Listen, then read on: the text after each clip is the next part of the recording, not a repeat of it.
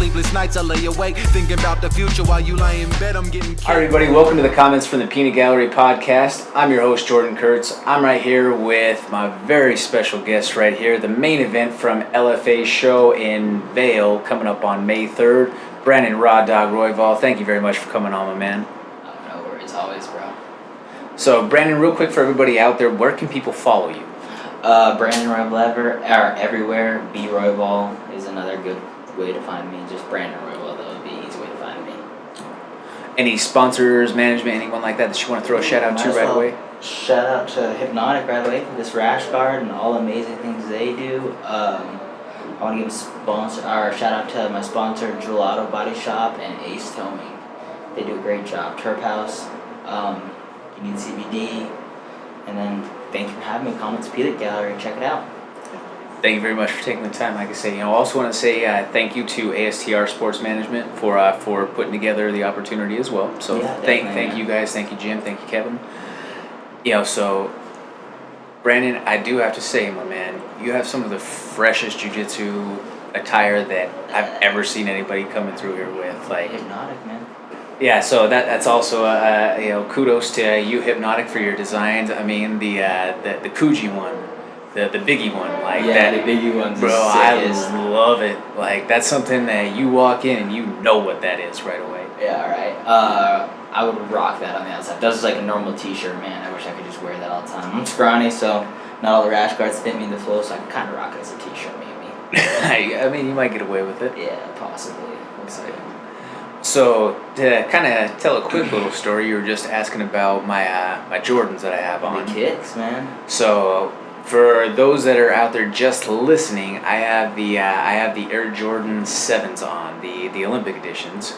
So these originally were the Dream Team shoe from the Barcelona games in '92 out in Spain.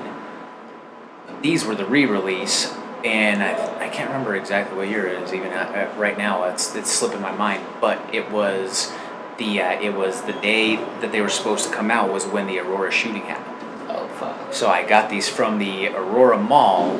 That was so that the shooting happened on a Friday. If any old sneakerheads out there remember, sneakers always used to come out on a Saturday. You would go out, you'd get in line, and you'd wait for your shoes. Hopefully they had your size.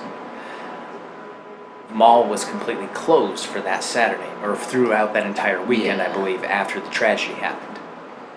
They opened up on Monday. They were the only store in the entire country that still had these shoes to sell.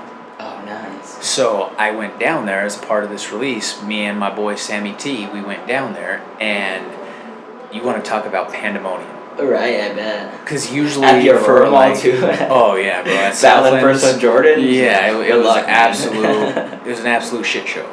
But usually for a lot of those things, especially after like the Concord thing had happened, they would get like permits from like the city to set up like cow lines and all that sort of stuff to keep people in somewhat of an order. Yeah. With this being a couple of days later, all that stuff has to go through like zoning and permits and all that. Yeah. Obviously, that didn't happen fast enough by the time Monday morning came around, so it was pure chaos in terms of trying to like structure lines, all of that. I saw a guy get knocked the fuck out. Yeah, right. Right out there too, because someone tried to cut the line. Thanks. And this big old boy stood up and was like, buddy, like, you don't want to do that. Like, just go back in line. Like, everybody else here has been waiting. Like, you don't want to do that. Do most of your listeners come from Colorado? A large amount do. A large amount? Then they understand fucking battling for a pair of Jordans at the Aurora Mall is like a war and a half right there. Yeah, that you've alone. Seen some shit, man, honestly. Yeah, like that. And like I say, this young kid to this, this older guy who, is probably about early 40s, around in there, but just an older dude who wasn't about to play. Kept it OG, man. You gotta keep it just like, bro, like, not gonna happen. That's probably the most dangerous place in the world right then. right.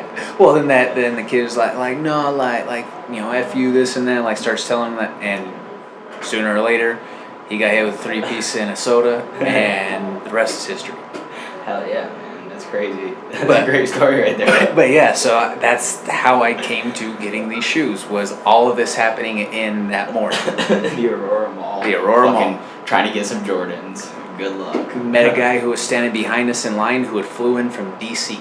Yeah, that makes sense. People were flying in from all over to try to get a pair of these shoes. Like It's alright, man. It's fucking crazy.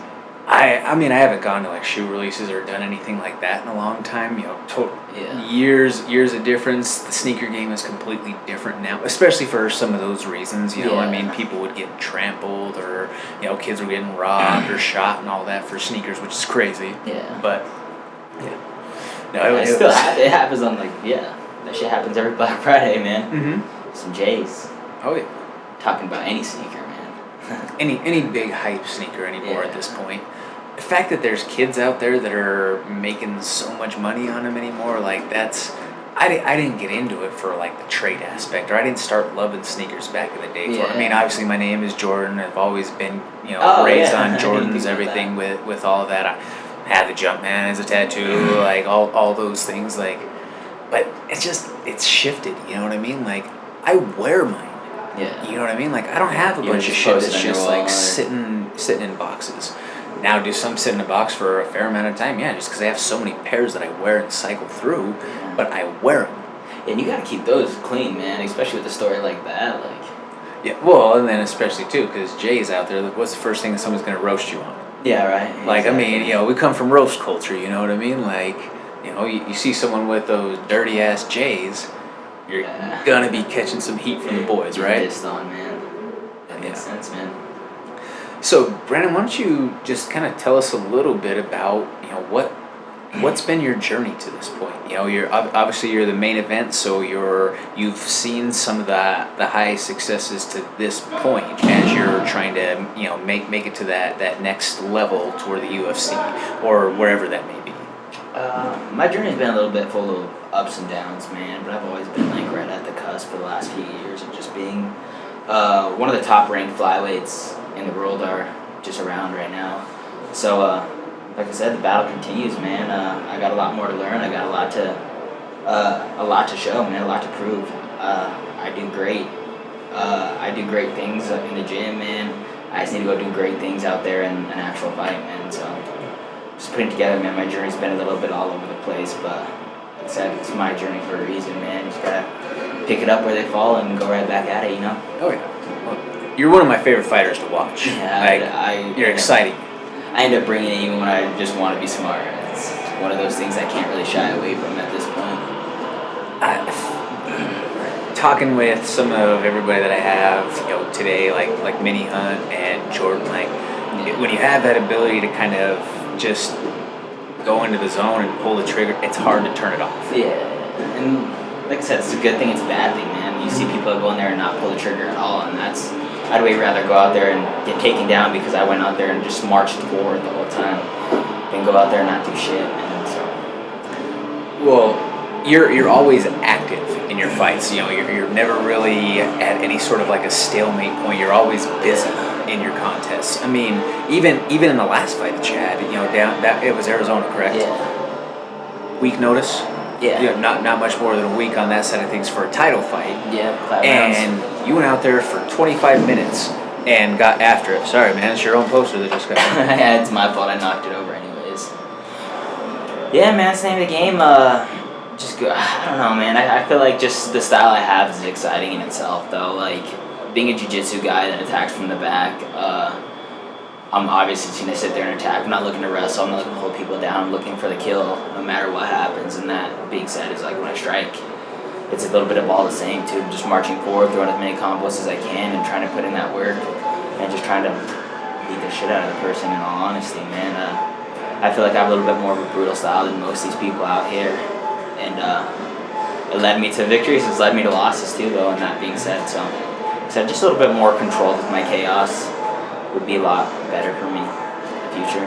As a flyweight in the U.S. right now, you're a top 5 rank. Where are you sitting right now? I don't really know what my actual ranking is in the U.S. right now, but I'm up there, man. I'm up there with some of the guys. So, like I said, I don't know how much flyweight's going to be in my journey or my path in the future, but I feel like I'm one of the guys leading the pack right now, so I'm excited about that. Oh yeah, definitely. Well, the last, and I don't remember the exact numbers to it, but when I was looking a few weeks back, as far as the in the U.S. flyweight rankings, you and Sid were both top 5, and Nate was in the top 25. Yeah. So I mean that's high praise. Yeah, right man. And, one of the times I checked, I'm sorry, it's just like a little bit bitter thing, but I was ranked like maybe in the top like 15 or 10, like maybe top 10, and then behind me are the 3 people I beat last, and they're like 12, 14. Like I'm beating like the guys in the top rankings right now too. So like I said, I'm not fighting easy opponents at this point. I wish I could fight a can, but that's not the point, or that's not where I'm at this point, you know. No, and I mean, you mentioned, you know, the kind of the gray cloud surrounding your future at flyweight. Is that because of the UFC potentially being in limbo with that division? The biggest promotion just cut off all the flyweights, so like I said, it's a little confusing on what I should do. I'm not in a bad situation at all. I'm a pretty big flyweight, pretty tall, so if I need to gain muscle, that's what I need to do, go up to 35. But I've always been a Pride fan. I started MMA when I was really young. I started falling in love with MMA when I was really young, and I like that Pride Japanese, Eastern type of style where they are all strikers, jiu-jitsu guys. Not much of them are looking to win rounds. The yellow card would benefit me a lot, specifically in my fights, is because a lot of times I do fight, I do get held down. So I think a lot of stuff based off of like Risen and 1FC would benefit me more than the average fighter, especially my style. So you mentioned getting into it at a young age, and you know starting the fight game a while back. What led you to it? What led me to it? I always have like 2 stories I lead into when I do this. But when I was younger, my brother and I used to box all day, every day. Like as soon as we could, we'd watch MMA all day and then box each other. And I fast forward through the ground part. And my brother, he wouldn't do that so much. So he did it twice. I think the first one was a guillotine and the second one was a triangle. And he choked me out. I didn't tap. I just got choked unconscious, man. And I didn't really know what to do. And I remember just feeling kind of helpless in that situation. So I stopped fast forwarding through the like jiu-jitsu portion, the ground portion of MMA. And at that time, it was like super significant. We had all the like BJ Penn, Anderson Silva just winning fights off their back and stuff. So I was just missing on great stuff, you know. And I just started picking up little things, and then I'd wrestle my friends and like box around with my friends, and then I'd start choking them or getting their back or getting them out just because I knew these little sequences. But by the time I hit high school, I was a freshman, and we had one kid that won wrestling state every year, all 4 years, and to my luck, he wanted to fight me. So I knew a little jiu-jitsu then, but I started training at a jiu-jitsu gym, like a little bit with the jiu-jitsu gym, man, because I was gonna out-wrestle him. So I got good at jiu-jitsu and started practicing that. So it was mainly for a little bit to beat my brother's ass, a little bit to beat a wrestler that I went to high school with up, and just kind of led into a whole entire journey. When I hit 16, my coach was like, "Hey, you're doing great. Like you're doing great. I got my blue belt at 16, but I also did my first tournament." So I did my first tournament, then after I won a few tournaments, right when I at the end of 17, I won a tournament. My coach was like, "All right, well, you turn 18 in August, I'm signing up for a fight." And it kind of just one thing led to another, man. I was going to go off to college that year, and in between like that August where I had that fight, I was like, fuck this is what I'm doing from now on. Like, I want to fight, and then just kind of led to that. I never really wanted to be an MMA fighter necessarily. I just wanted to kick some kid's ass at my school, and my brother want to choke my brother a little more. Well, it's worked out well for you. Yeah, definitely. It's been a great journey. You also teach a lot of classes. Yeah. How has teaching helped you as a competitor? Teaching, man, it just gives you a little bit of insight. You remember all these little details that you do, and it like it allows you to keep learning too.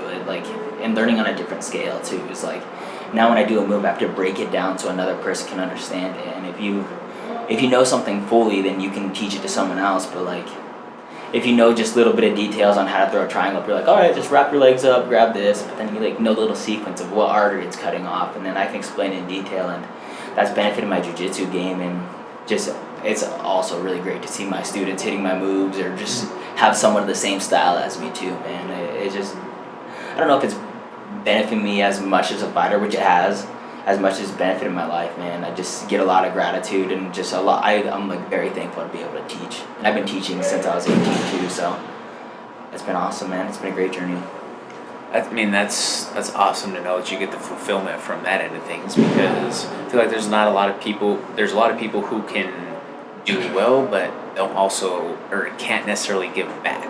Yeah. Or don't have, not necessarily that they can't, but that they don't possess the ability to communicate that back in the proper way for someone else to truly learn from it. Yeah, and you truly gotta, like, you truly have to break down a move, and it comes with everything too, striking. You truly have to, like, understand, like, an angle and what you're gonna do and why you're doing this to do this, you know. And like I said, just made me break down the sport a lot more. And like working with fighters all day is like, it makes you break down, just see like little intricacies that will, like, I don't know, like breaking down a punch or breaking down you rolling or getting a takedown or whatever it is, you know. Mm-hmm. Just helps you out a lot. Makes total sense there.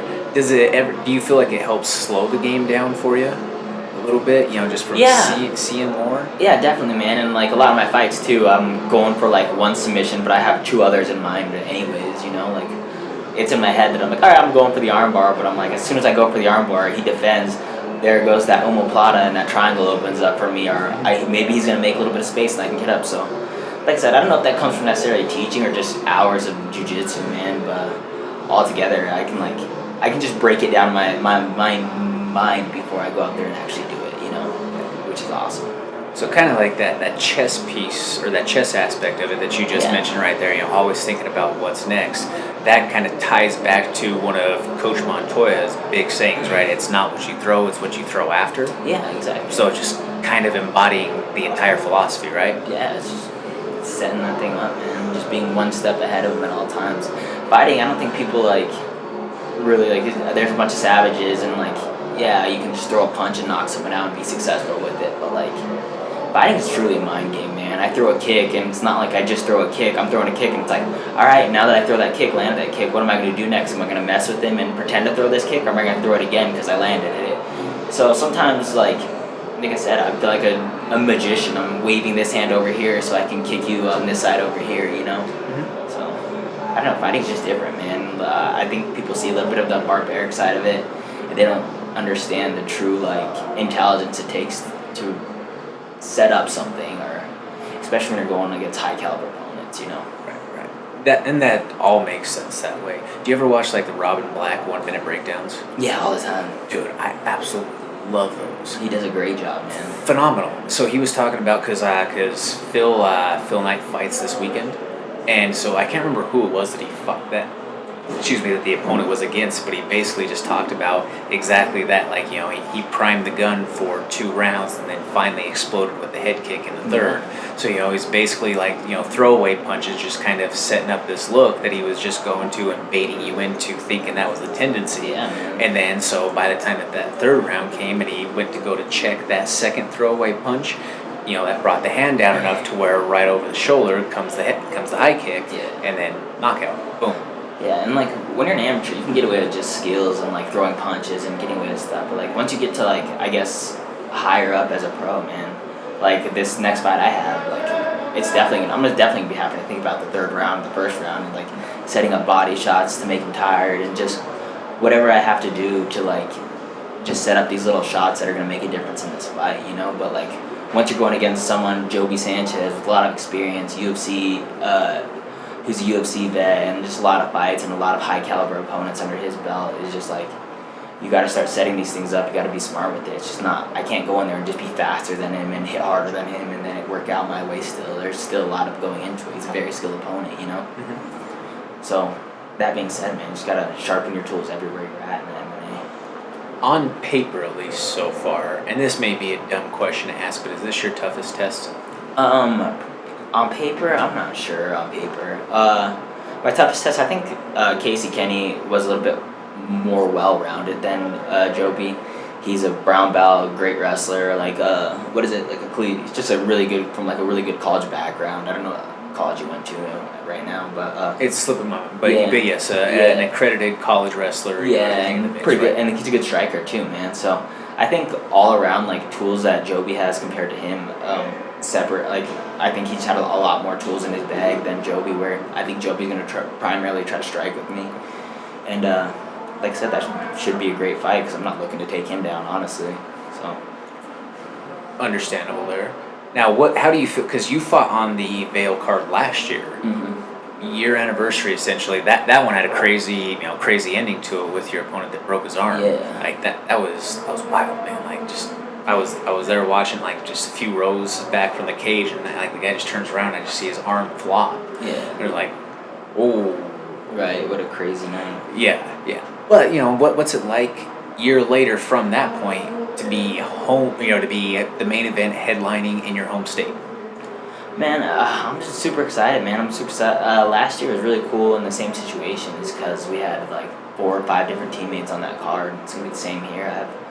So I'm just going to be at home, man. We sit in the back room just like we're here right before a cage round match. So, like I said, I don't want the same thing that happened last year. Obviously, I don't want my opponent to get hurt like that, or I don't want anything crazy like that to happen. I want to win, and I want to show why I'm better, But at the same time, man, I'm just excited for this whole entire thing. The fact that I'm main eventing it, I think just gives myself a little bit of fulfillment. And it's like, all right, cool. Like, I get to be on the poster, I guess. It's like, something to like kind of just pat myself on the back for. But mainly, it's like, I'm gonna go out there and I'm gonna go hang out and make memories with like my good friends out there, man. Like, we're gonna go out there.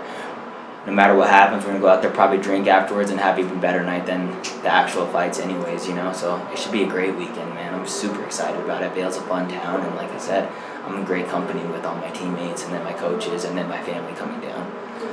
So I mean, I think you encapsulated that perfectly. It's a family environment here, essentially at Factory X.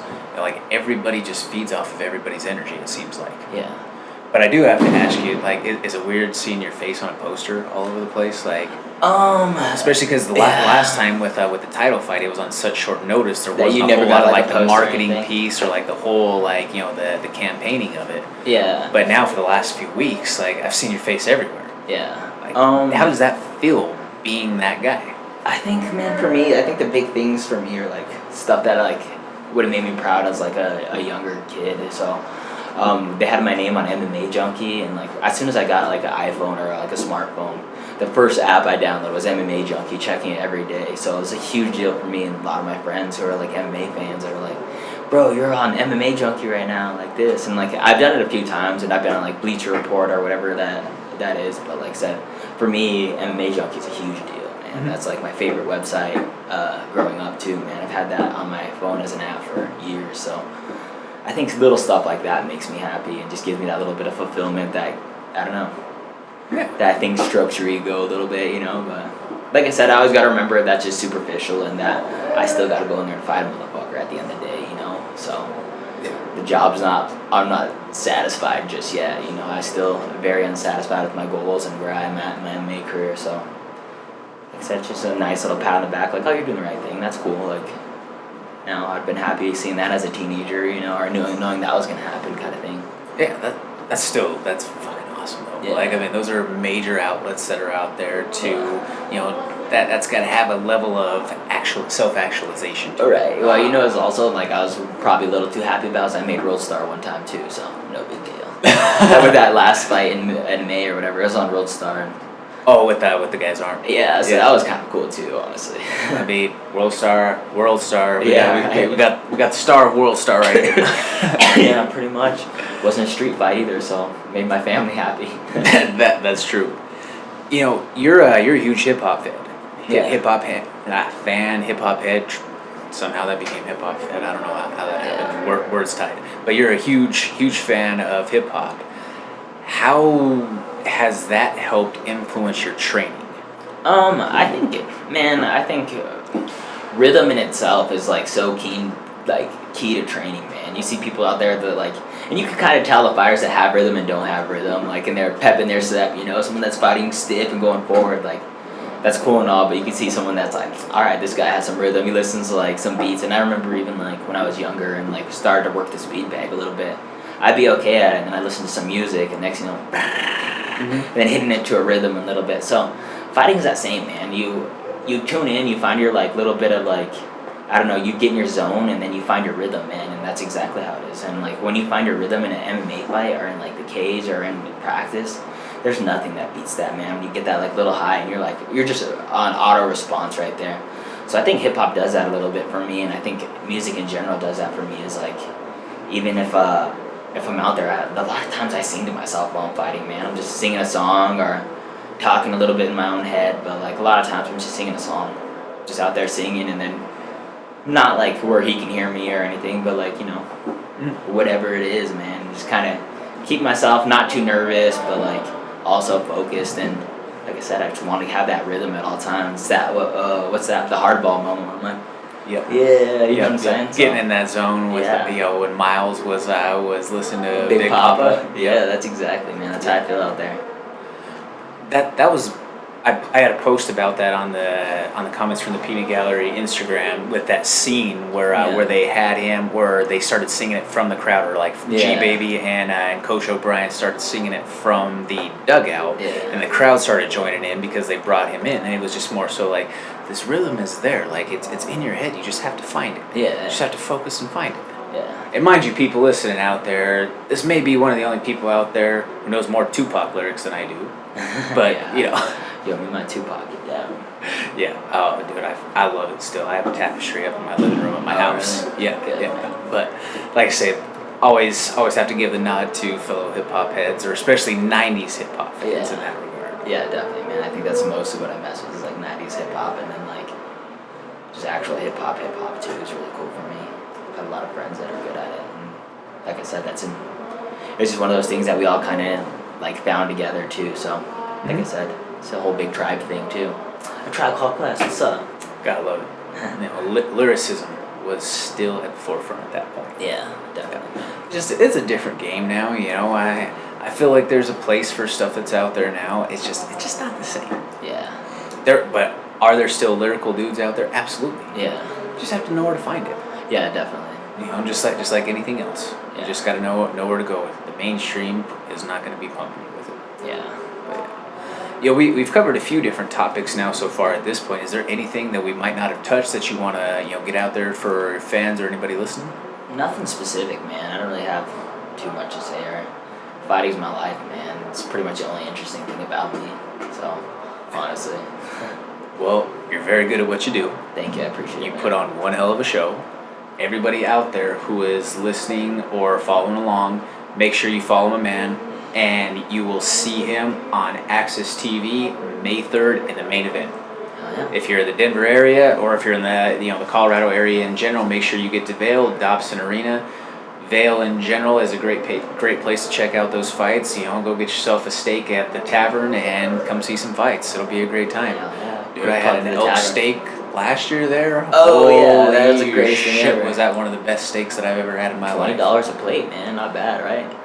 Something like that, right? Oh, it wasn't bad. Yeah, it was. It really was good. Very reasonably priced for the quality of what I had. Yeah, definitely. Just like, God damn, this is good. Yeah, that's exactly. I'm planning on going there after the weight's made and all that. Yep.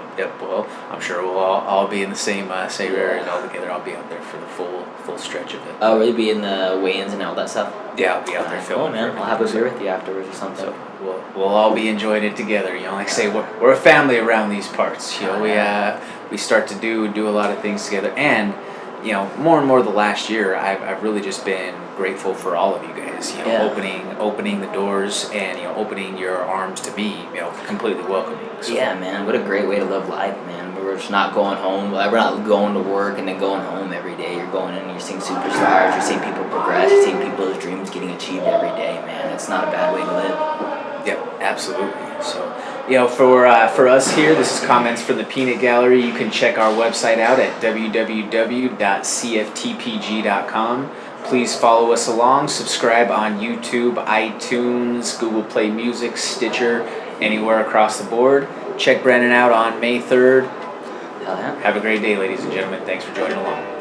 sleepless nights I lay awake, thinking about the future while you lie in bed. I'm getting cake, rolling loud Buddha. They ain't enough hours in the day to do what I'm doing. Make felony music so criminals can't get high to it. We ride to it and fly through the sky, moving at light speed, so don't blink, you might lose this spaceship. We riding that fly shit. You couldn't try this way of living, you die quick. No chance of sleep, I'm wide awake on this night, rolling up my loud in hopes it'll help lower my eyes. Dilated, now I'm faded, mouth real dry. See some Hennessy to wet my tongue, feel real nice. Looking for a baddie, come to bed with me, open the thighs. Let her rub my back cause I'm blowing pack, finish the night. Roll big trees, fat sticks, that's a lot of lumber. Sipping mixed drinks, blowing sweet till I achieve slumber. Yeah.